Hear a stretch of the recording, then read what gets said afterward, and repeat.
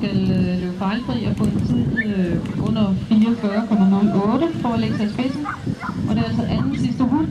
Den DM fører stadigvæk af Søren Frederiksen og Macho.